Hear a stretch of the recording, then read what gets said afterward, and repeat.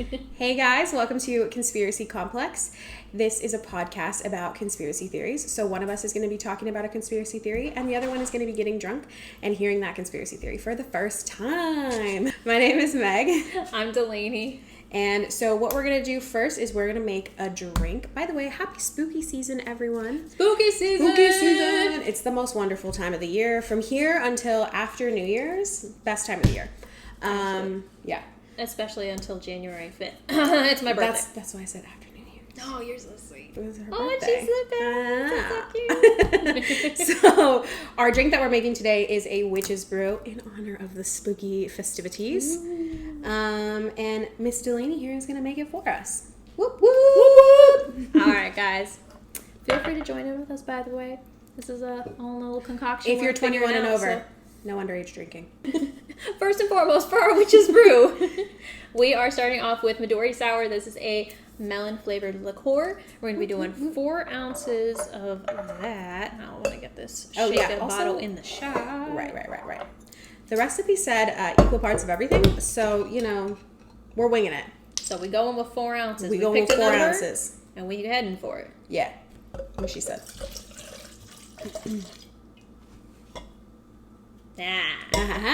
First try. 4 ounces it is. Shit, maybe this is my calling. Maybe. I'm such a lightweight and don't really know a lot of drinks, but shit, maybe this is what I'm supposed to do. Slinging drinks for a living. Slinging drinks and talking on a podcast. Stop thinking, start drinking. That's right. That's our life motto. That's our life motto. Oh, this is an orange flavored triple sec.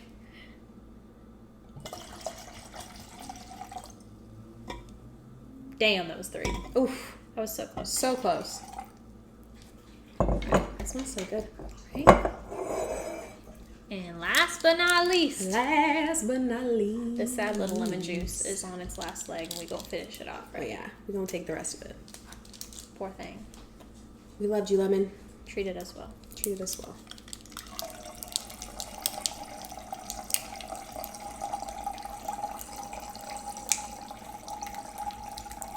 And you really working the muscles. Oh, I'm working them. Working them. I'll go to the gym for nothing. All right. Thank you, lemon. Thank you, lemon, for your service. That was almost perfect, too. Ooh.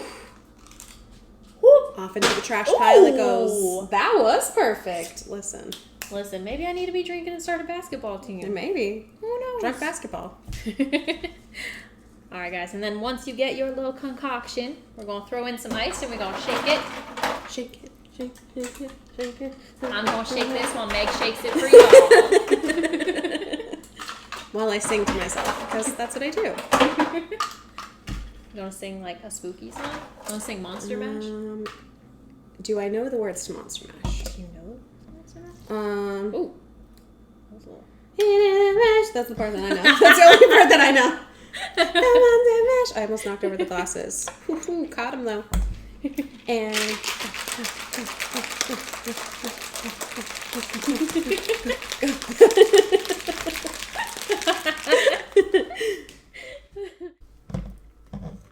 all right, we're going to strain it. Strain it.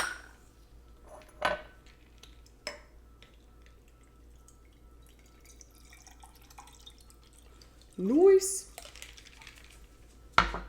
And next.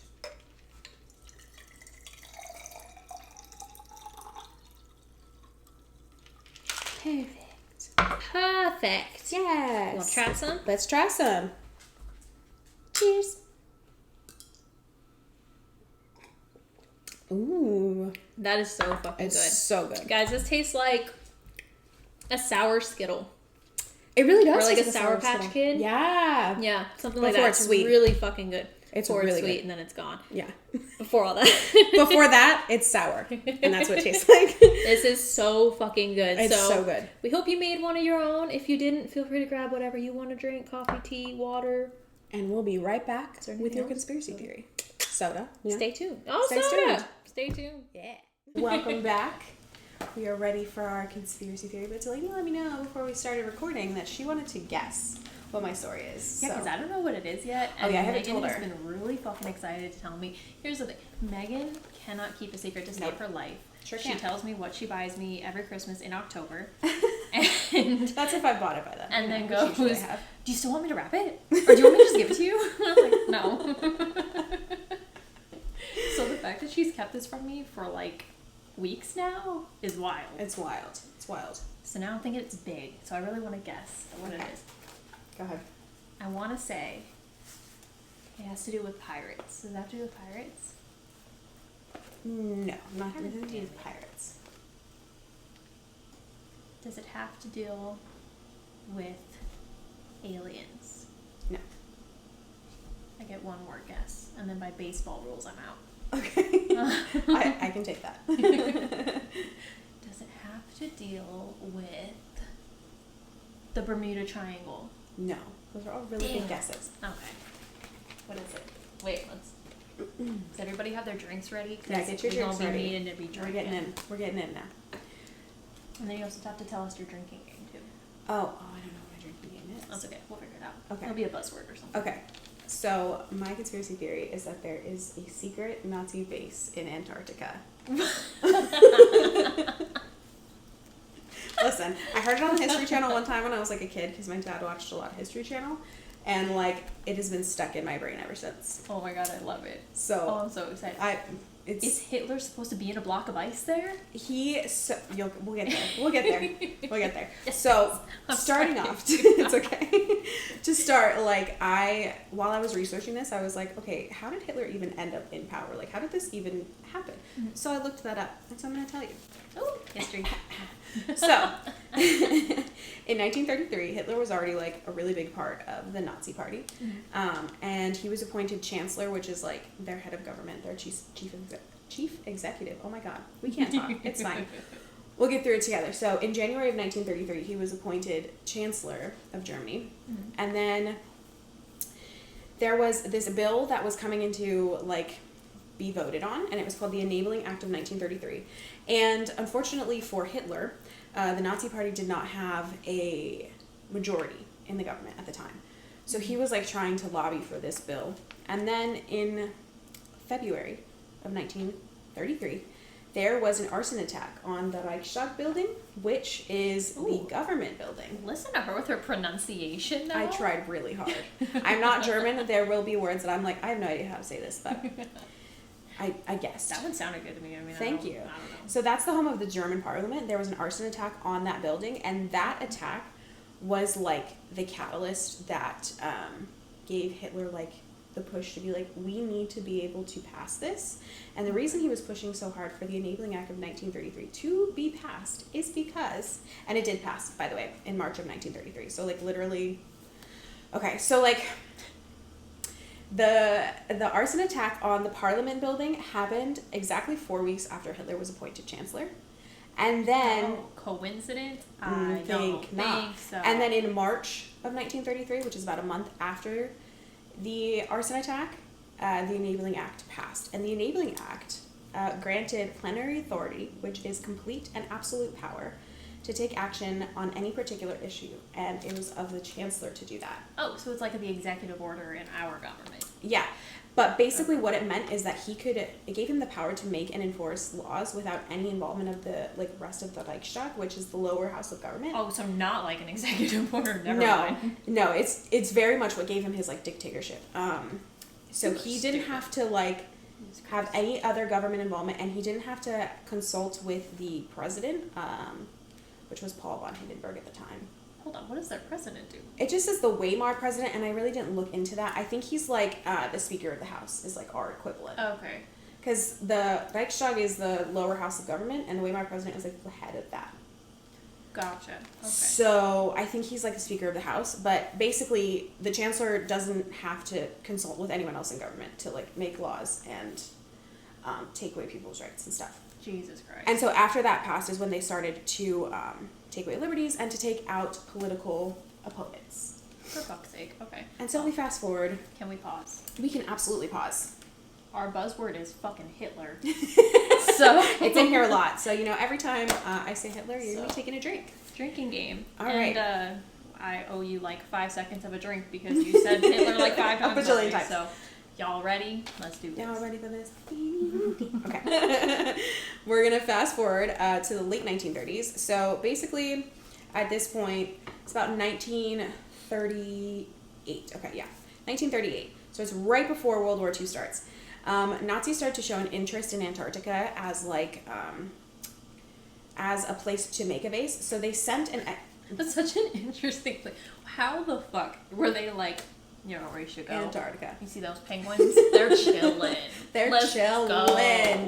Yeah. So they sent an expedition to Antarctica to survey and lay claim to the land down there. And the expedition took place from December 17th, 1938 to April 12th, 1939. And the ship was called the MS Schwabenland. We gonna blaze over it. So yeah, the purpose was to claim an area known as Dronning Maudland, to protect the German whaling industry, supposedly.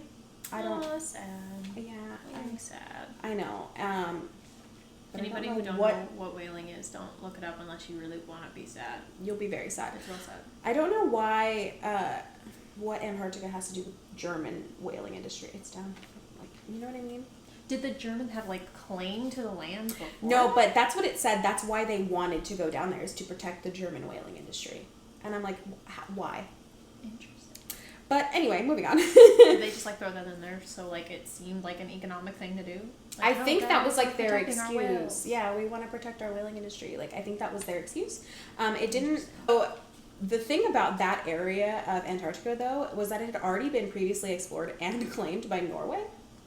Hell yeah. Get it, my people. In January of 1939. So after Germany had already set sail for Antarctica. I don't know.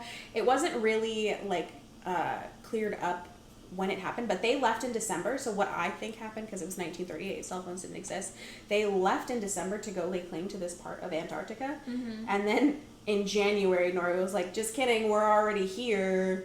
Yeah, they had to leave before them. That is what I personally think happened, but it wasn't clarified in the article that I read, the articles that I read. Mm. So the MS Schwabenland, which, if you remember, is the ship that went on this expedition, was equipped with a steam catapult and 2 Dornier Wall flying boats. Now, I Googled these because I didn't know what it was. Okay.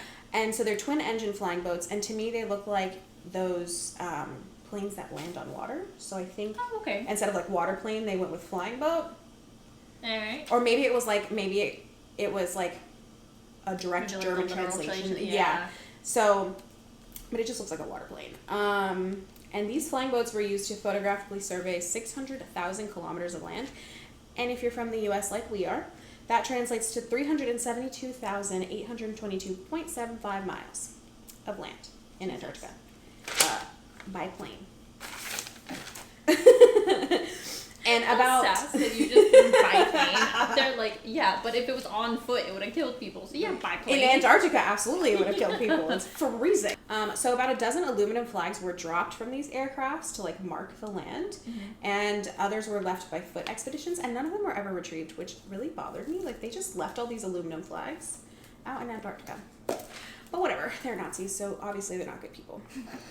They didn't really care much about other people. They didn't really care about anything, so it's fine, I guess, for them. To be expected, I should say. So the land was eventually claimed by Germany in August 1939, and... How? Here's the thing. Sorry, jumping ahead. So they claimed the land in August of 1939, but then World War II started in September of 1939. Mm-hmm. So I think like they claimed the land and assumed that it would probably like start some sort of conflict, but then World War II started like immediately after. So I think people were like more worried about that than like Antarctica. Yeah. So yeah. So they laid claim to it in August 1939, and they called it New Schwabenland after the boat because, you know, I had to say culture that. Appropriation. Well, I guess there's no culture there. Back to the penguins. And then, like I said, the outbreak of World War II is what stopped any conflict from coming. And then it also stopped 2 planned expeditions that they had. And it also stopped the possibility of them building a base in Antarctica. And the claim to New Schwabenland was abandoned in 1945 with the toppling of the Nazi regime. And there's no further like physical evidence of Germany ever being in Antarctica during World War II. Don't worry, the story's not over. Wait, so Oh, okay, so specifically in World War II, there's no like direct link to actual them like being there then. proof of them being, we're gonna get into it, don't worry. Okay. But there's no like physical proof of them being there other than that one expedition in 1938, 1939. Okay. And then after 1945, there is no proof that they were ever there. So, this is where we get into the conspiracy theory. Okay. So, we're going to fast forward a little bit to the end of World War II. So, the morning of July 10th, 1945, a German U-boat, U-boat 530, arrived at an Argentinian naval base, Mar del Plata, near Buenos Aires, 2 months after German surrender and the end of World War II, on May 8th, 1945. So, rumors start to spread quickly that this boat had brought Hitler, Eva Braun, which is his Got a wife, drink. Hold up. and then Martin Bormann, which was the head of the Nazi Party Chancellery and Hitler's private secretary, Got a drink. Hold up. and other Nazi officials. And the theory is that they had dropped them off on either the coast of Patagonia or Antarctica, and then came back to Argentina. Okay. So come from Germany, dropped them off at either Patagonia or Antarctica, and then ended up in Argentina. Instead of him dying? Mm-hmm. Instead of him dying. They like smuggled him out, is the theory. Okay. Yep. Why would he go there? Uh-huh. Exactly. I'm so sorry. I should hold all questions to the end. That's a really But good also- question. I don't actually, there's no reason. That's just like, Oh, people are just creative. I mean, I guess, like, if you think about it, pretty much everyone in the world, except for maybe the Nazis, hated him at that point. So, like, if you're Hitler, where else do you go in the world? You gotta go somewhere where there's no people. Like, everyone's gonna know who you are, and two, probably not be a fan. But yeah, so then a week after that U-boat arrives in Argentina, a Hungarian exile who was living in Argentina, his name is Ladislas Sabo. I don't know if that's right. That's a guess. People butcher his name all day. I'm sure. Yeah, so just don't yell at me. I'm trying. So he wrote a detailed account in a local newspaper detailing how Hitler and his entourage escaped. Oh, hold up. So this guy, he's from Hungary, and he's living in Argentina, and he writes this article in the local newspaper talking about how they escaped and how it happened. And this story spread worldwide. Mind you, this is 1945. This story spread worldwide and ended up in newspapers all over the world, in many countries. Oh my god. Yeah. So this was like spreading like wildfire, and I think everyone just wanted, I don't think that they wanted to believe that he was alive, but it was, without internet or like any way to look this up, it seemed like a possibility, I guess. Did he have sources, or were people just gullible? People just gullible. He had no Oh, okay. sources. He straight up was just like, yeah, he's in I he's saw in Antarctica, and everyone was like, oh, he's in Antarctica. But yeah, so then on August 17th, another German U-boat, which was U-977, arrived at the same base in Buenos Aires, and that just like furthered the speculation of like, okay, one is like interesting, but two in like a month period. Oh, so these were confirmed sightings, though. Oh, these are like the U-boats pulled into base there. Oh, okay. So we have record of that. We Yeah. just don't know why they were there. Yeah, there was no like scheduled reason for them to be there, but they did show up. They were like there in Argentina, and so all of the crews from these U-boats, including their commanders, were arrested and interrogated by naval personnel from Argentina, the U.S., and the UK. But all concluded that the U-boats were harmless and released the entire crew. So, Why would they be there? They were harmless. yeah, I don't know.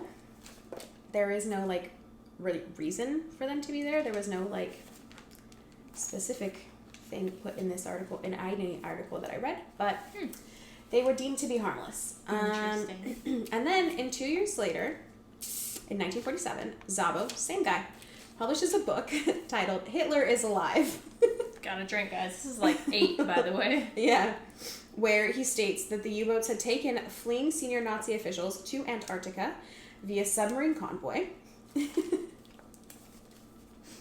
right. Mm-hmm. All right. Yeah. And so the commander of the U-977, which is the second U-boat that showed up in Argentina, and his name is Heinz Schaefer. He emphatically denies this, but the rumor still spread, like, worldwide.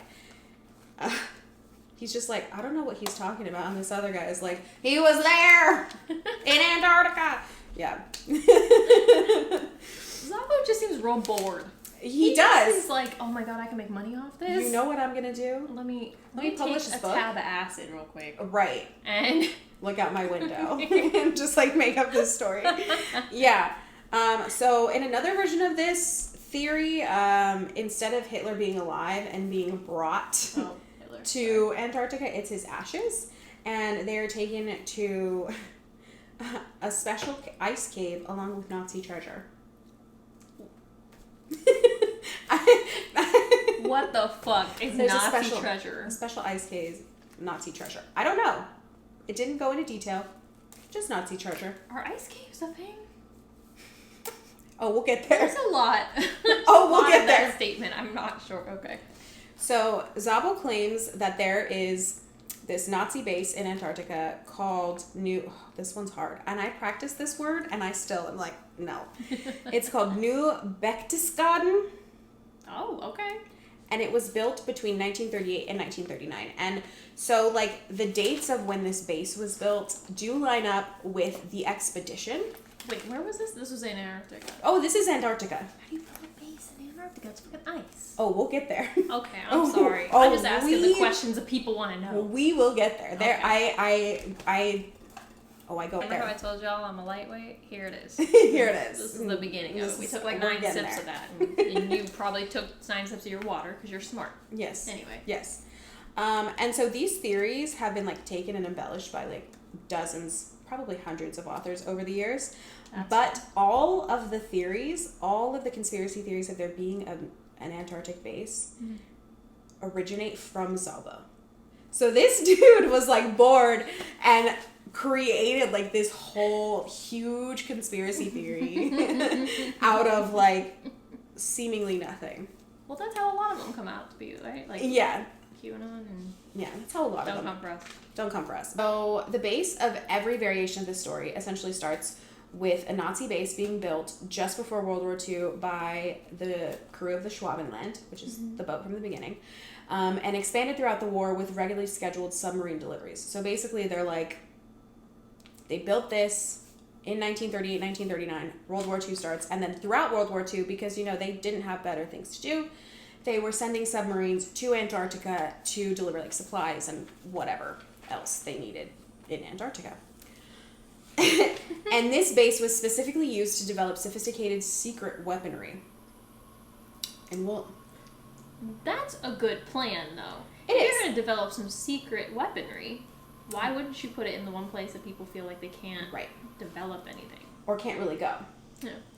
Supposedly, this base was spied on by the British, who unsuccessfully attempted to destroy it with an SAS attack, which is Special Air Forces, which is it's a branch of the army, the British Army. Okay. So supposedly the SAS attacked it in 1945, but was unable to defeat them.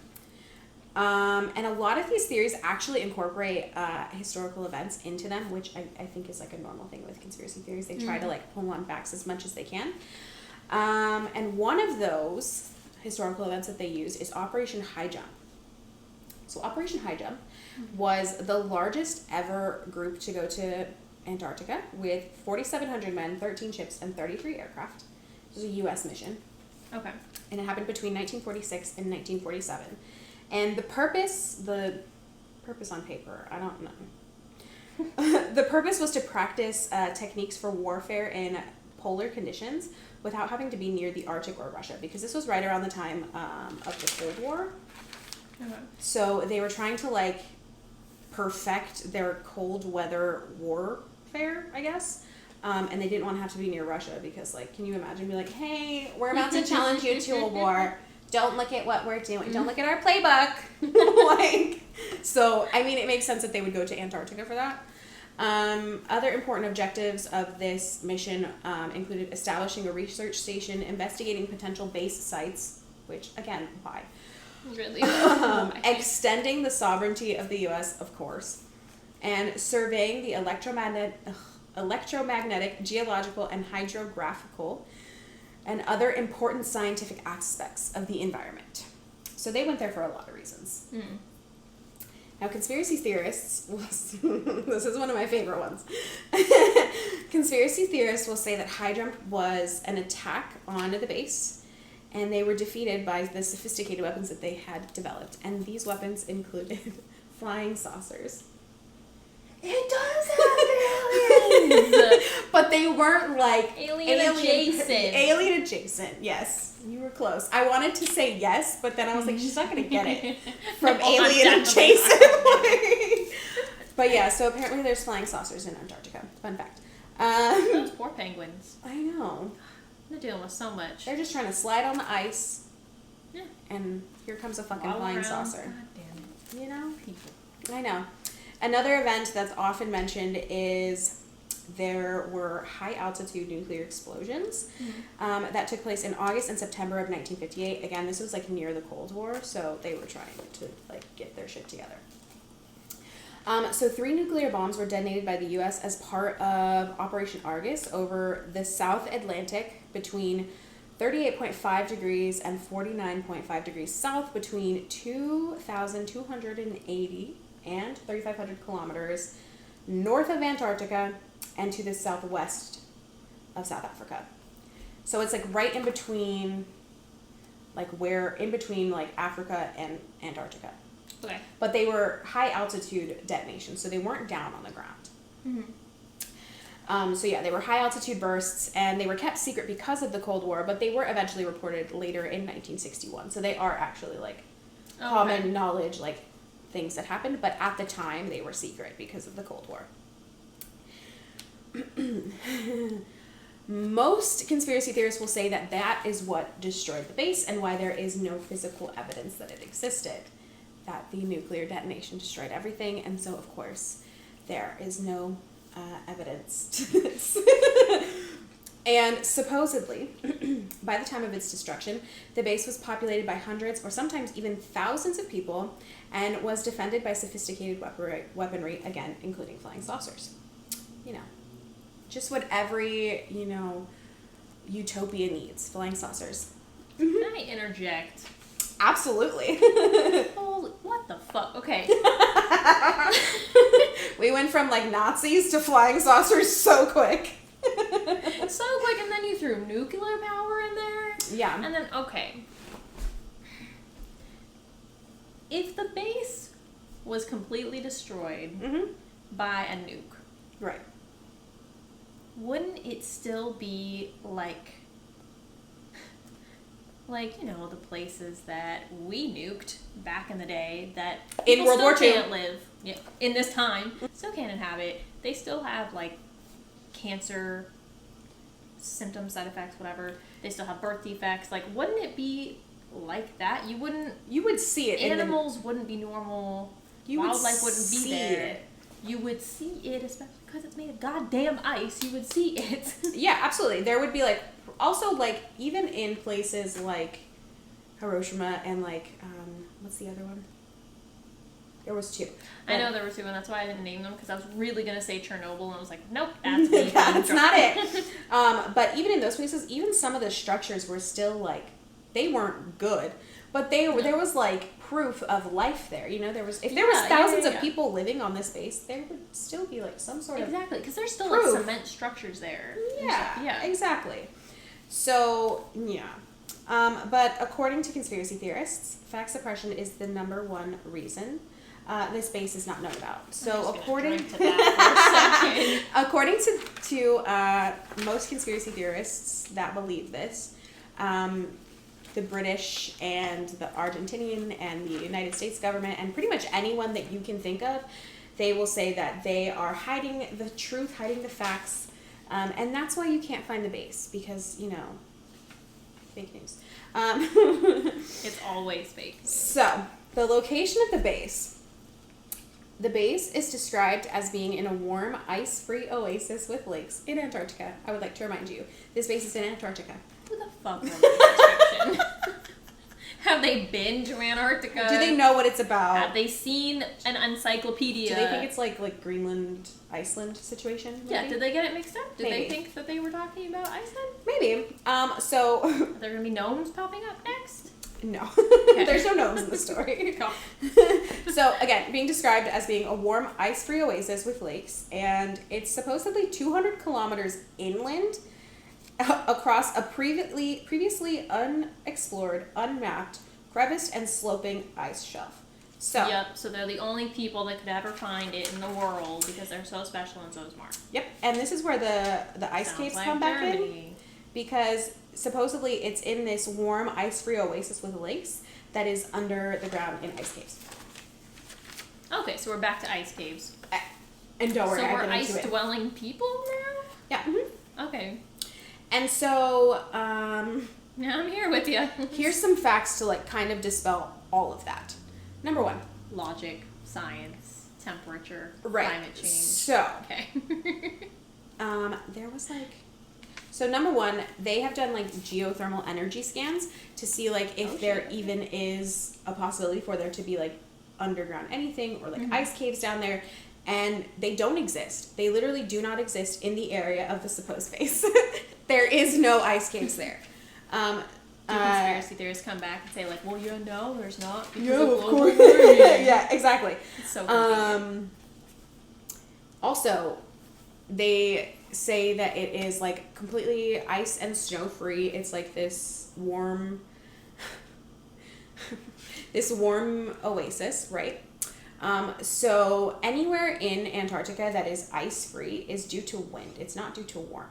So if you are anywhere that is like snow free, it's because the wind has blown it away, not because it's warm. Also, it's literally Antarctica. It's never going to be warm, even when the sun's out. And then it was supposedly built in 1939, and it has never been seen. So during World War II, so obviously Operation High Jump happened in Antarctica. That was in 46 to 47. There was another operation that happened, I think, right after that with the U.S. And then there was, the Great Britain was in Antarctica during the time of World War II.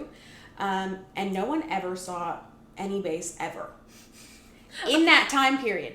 Never. It was supposed to be built in 1939 before World War II, and there were several countries that were like in Antarctica during World War II, and there's like no proof of it. No one's seen it. There's no physical evidence.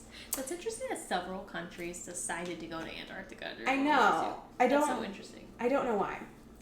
But also on this kind of same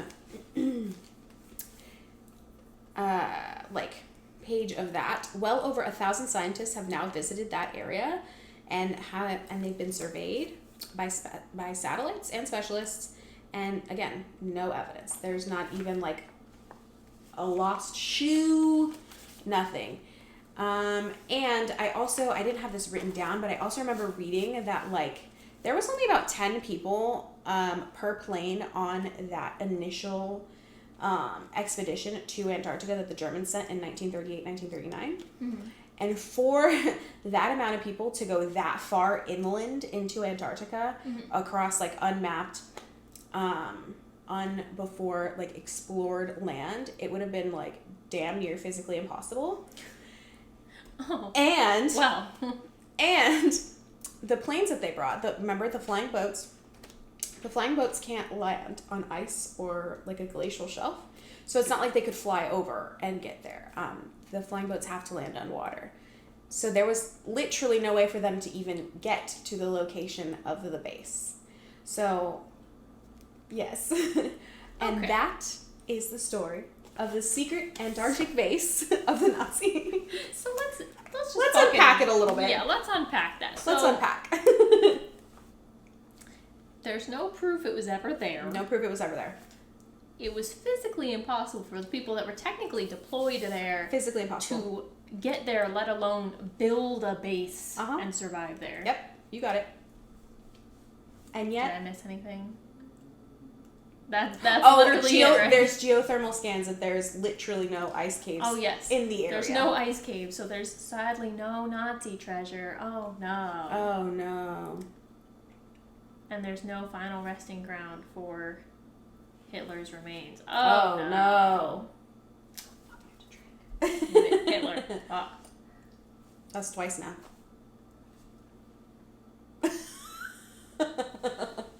I took a big sip. Anyway. Okay, so... And yet, there was some sort of Nazi utopia with thousands of people living in Antarctica, in the ice caves that don't exist. I wonder who benefits from this conspiracy. I don't know. Like, Just Sabo. just that guy.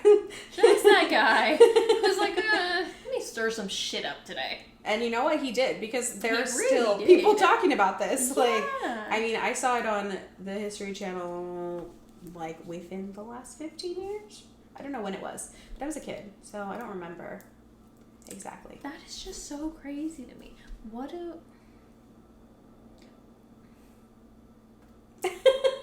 See, this is where I was at last night when I was researching it, because it was so much more crazy than I thought it was, because I thought it was just like, oh, So they much thought more there was a crazy. base, but there wasn't, and I was like worried that it wasn't going to be long enough.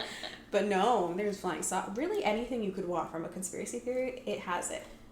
It has all the good stuff. Oh, yes, that's what we forgot. So there's no evidence of it because of global warming and aliens. A nuclear bomb. And a nuke.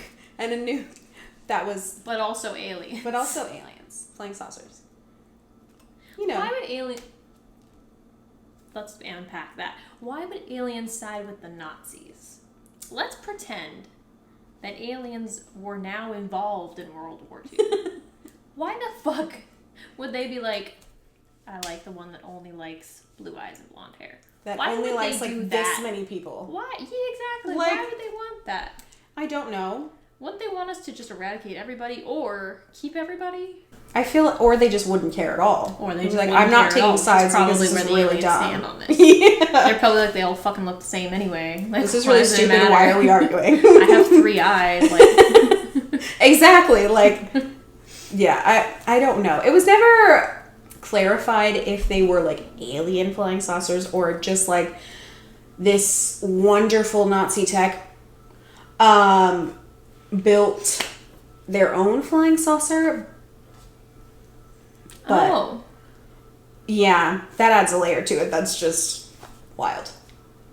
They're just full of great ideas. You know, Antarctical bases and... it's a shame they're lost in their Yeah, Antarctic ice cave. It's such a shame.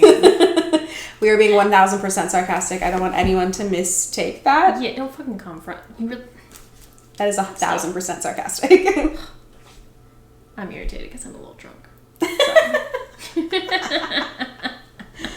Yeah, that's what y'all wanted. Here we are. Here we are. So that was a lot. I thought it was Yeah. definitely gonna be straightforward, like you thought. No, it's That's not. wild. It gets a little wild there, That is wild. and it all comes from that one guy. I Who wonder was what like- that guy. What happened to him? Did he get? I Was have he no idea. famous in his own time? I assume he had to be because he Well, you just had to be made because story this blow up. story like blew up, and it spawned so many branches of the same conspiracy theory. So like, I mean, I feel like it had to, because it came from and people still talk about it today. Had to. So I don't know. I didn't actually look into what happened to him because I was more concerned about the Antarctic Oh, for Nazi sure. base. Yeah. But I mean, I could do some research and let you know. That's just wild. Yeah, It's wild that like one guy just just see like, who can I fuck with today? Nazis. You gotta, you really gotta like admire someone who's willing to just fuck with the Nazis, hardcore. Yeah. To such an extent. To really to not just only like write one piece, but he wrote a book. he wrote a whole after ass that. book, and like this triggered so many conspiracy theories. Like, I don't know, you gotta admire I it. love the commitment. Love the commitment. And I love That's the what I mean. originality. You gotta love the commitment to Yep. the story. Mm-hmm. Well, that was a good story, Meg. I loved it. And I have a little bit of my drink left. Chug, So I'm gonna chug, chug. chug, Oh. chug. You heard the woman. We got a chug. She's in charge this week.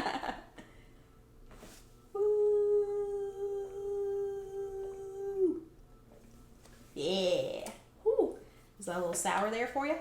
It's a little hard to chug. There's a little hit you a little bit. Mm-hmm. Yeah, it gets you right here. Yeah, a little water in the eyes. So what do y'all think? Do y'all believe in the ice caves and the Antarctical I gave you a lot of base? reasons not to. She really did. If you do believe them, why do you believe them? Because Also, how did you find our podcast? Because you're not going to like it. Sorry. I thought you meant like people in general aren't gonna like our podcast. I was like, that's No, I mean fucked like up. people who believe conspiracy theories are probably not going to love us. Well, they probably just like to debate, though. I feel like people that like conspiracy theories. I mean like this one specifically. oh, This that like one's hardcore believe Yeah. in conspiracy. This one's like Here's the thing. a Everyone's little... gonna have a conspiracy theory that they like hardcore believe in, Yes. and then we're always gonna This should like not be just the one. take the facts and run with them. Yeah. So like we're not trying to slant you in any way, but like Not at all. there's no Drink this facts out that of it my was there. There's literally So, like, no we evidence to can't support your slant claim. you a different way because there's only one way to slant. Well, anyway, thank you, Meg. Yeah, That was of so course. fun. And thank you for the nice little recipe. Of course. And I hope y'all had fun. Let us know what you think in the comments. Let us know how you feel about that conspiracy theory. Yeah. Let us know what conspiracies you want to see next. Oh yeah, give We're us some always open to suggestions. suggestions. Yeah. We would love that. It's less work on our part, to be honest with you. Absolutely. And this is not our job, so This is it's like not our full-time job. I was gonna say this is like our second job. Yeah. Yeah. So, if y'all want to help out, let your girls know. In the meantime, check out our Instagram. Conspiracy Complex Podcast is the at. That one. And then you'll also find us in the bio. Absolutely. You can follow us. Yeah. We're follow pretty us. great. Basically. I mean, you already know that because you sat through this entire I know, you episode, watched this so. whole episode, so you know we're great. Anyway. Have a great week. Have a great week. Thanks for coming out. Thanks for saying what's up. We'll see you soon. See you next time. Bye. Bye. Oh, I didn't say this at the beginning. I would just like to say that my number one source was an article on coolantarctica.com.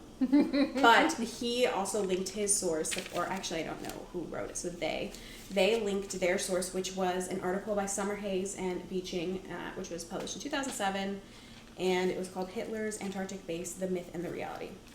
So just want to show you guys that I actually do have sources. I did my research. Thank you.